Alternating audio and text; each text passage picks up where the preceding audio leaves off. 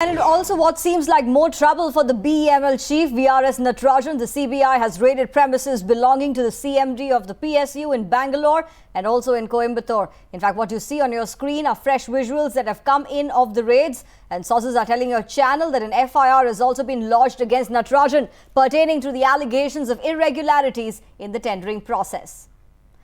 Poonam is with us on the phone line. Poonam, tell us fresh search and raids being conducted by the CBI out there. Yes, the fresh raids are on the basis of the FIR which was registered by the CBI this morning against the BEML MD, Mr. Natarajan, as well as the owner, the country head of another company called Astral, which looks after the risk management and the accountancy. In fact, what CBI has found that there were irregularities in the tendering process of the contract which was given by BEML to Astral. In fact, they have registered this particular FIR on the basis of the complaint which was given to CBI way back in February. But the reason why they registered the FIR this morning was the fact that they have got the permission from the government to go ahead and investigate the matter against VRS Natarajan. That's why he has been named in the FIR.